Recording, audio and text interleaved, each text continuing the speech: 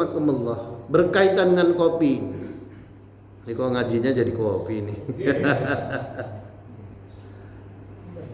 Budaya ngopi di pesantren dan masyarakat Kediri, khususnya yang ingin meneladani Kiai Ihsan Jampes, ngopi membuat orang cerdas. Di dalam sebuah judul subbab, minum kopi sebagai metode meningkatkan kecerdasan dan cerita indah tentang Kiai Ihsan Jampes. Hadirin kaum muslimin rahimakumullah. Di dalam kitab Ta'lim Muta'allim disebutkan wa kullu ma yuqallilul bulghama warrutubata yazidu fil khifdi. Setiap sesuatu yang bisa mengurangi lendir dahak dan mengurangi kadar air yang berlebihan pada tubuh, maka akan banyak berdampak pada kuatnya hafalan. Wa kullu ma yajidu fi bulghami yurisun nisyan, dan setiap sesuatu yang memperbanyak dahak akan banyak membuat orang itu gampang lupa. Oh, jadi ternyata berarti yang bisa banyak menimbulkan dahak, minyak-minyak, itu mudah orang itu menjadi lupa. Pertanyaannya, dari kaidah di atas, minuman apa yang dapat mencerdaskan otak? Kopi. Makanya ada orang, dulu saya punya guru, itu pagi jam 6 sambil ngajar, kalau nggak minum kopi dulu nggak bisa ngajar. Jadi apa namanya, kecerdasannya itu nggak muncul. Waktu itu guru Al-Jabar. Jadi kopi itu, dari mana referensinya? Qala Ahmad bin Ali As-Subki wa amma manafi wa yakni al-qahwatu taqriban fannashatu lil ibadah wal ashghalul muhimmah wa hadmut ta'ami wa takhlilur riyah wal qaulinji wal bulgomi kathir. Kata Syekh Ahmad bin Ali As-Subki, adapun manfaat-manfaat kopi, yakni ngopi secara umum diantaranya memberikan semangat untuk ibadah, untuk pekerjaan penting, membantu pencernaan makanan, meluruhkan angin, melawan kolik, kembung perut, dan dahak yang sangat banyak. Jadi kopi bikin cerdas. Dulu saya nggak bisa ngopi, Pak. Dulu. Tapi setelah banyak musim kopi, di mana-mana kopi, di jalan-jalan kopi, kopi yang rencengan pakai sepeda atau pakai apapun, saya sekarang jadi bisa ngopi. Padahal dulu kalau ngopi itu lambung, Pak. Kadang-kadang kalau kena kepala sulit tidur. Tapi sekarang ya ngopi. Tapi alhamdulillah dengan bisa ngopi, kadang-kadang dengan ngopi banyak bisa membaca literatur. Alhamdulillah. Karena itu apa? Hadirin kaum muslimin sidang subuh rahimakumullah. Syekh Ihsan Jampes ini, beliau di tahun 1930-an menulis kitab.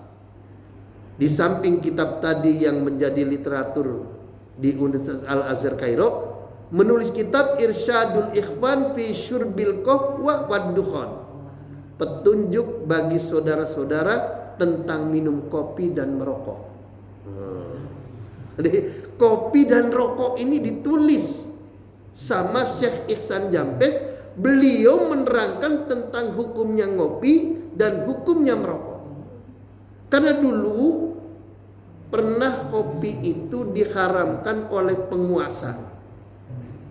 Zaman dulu penguasa yang benci terhadap para ulama sufi yang menegakkan kebenaran itu melarang kopi diminum oleh para sufi. Hadirin kaum muslimin rahimakumullah. Jadi Syekh Ihsan Jampes atau Kiai Haji Muhammad Ihsan bin Dahlan Al-Jampesi, sekitar tahun 1930 beliau itu menulis kitab merespon masyarakat, polemik di masyarakat muslim saat itu mengenai hukum kopi dan merokok. Nah, ini kopi. Lalu kemudian beliau dengan pendekatan fikih dan argumen-argumennya, ini kitabnya Syarah Mandumah Irsyadul Ikhwan Libayani Syurbil Qahwah Wad Dukhan. Ini kitabnya, Pak. Ternyata tahun 1930-an sudah ditulis nih, Pak. Ini terjemahnya, tapi saya nggak punya terjemahnya nih. Kitab Kopi dan Rokok. Pakai. Ada yang pakai, ada yang enggak. Tergantung lah kalau soal itu mah. Nah, kesimpulan tentang kopi dihukumi mubah menurut pendapat ulama yang paling kuat. Karena waktu itu ada kontroversi bahwa kopi itu tidak boleh karena mengikut dulu pernah diharamkan. Maka tahun 1930 Syekh Ihsan Jampes menulis kontroversi kopi, lalu kemudian beliau menjelaskan bahwa kopi itu hukumnya mubah, boleh. Lalu menyebut bahwa kopi memberi manfaat besar, menambah semangat dalam ibadah, membantu pekerjaan penting, membantu pencernaan, menghilangkan angin dan dahak. Beliau nulis kitab Sirajut Thalibin, sandingannya sambil ngopi. Makanya Prabowo aja kalau pidato sambil ngopi, Pak. Jadi banyak orang yang kerja sambil ngopi, pidato sambil ngopi. Ulama dulu juga ada yang ceramah sambil ngopi. Dia ada yang kalau ceramah tolong nanti sediakan kopi. Tapi kebanyakan si air putih. Kesimpulan tentang ngopi, beliau menolak pandangan ekstrim yang mengharamkan kopi. Sekarang sih nggak pernah ada dengar orang kopi haram, nggak ada. Dulu kopi mendukung kegiatan ruhani, qiyamul lail, zikir dan belajar ilmu agama. Jadi kopi halal, bahkan bisa menjadi sarana kebaikan. Alhamdulillah. Lalu kesimpulan tentang rokok. Ihsan Jampes, Kiai Ihsan Jampes melihat rokok itu dengan masih membuka peluang ijtihad. Beliau menyebut ada khilaf. Ada ulama nih tentang rokok, ada ulama yang mengharamkan rokok. Ada.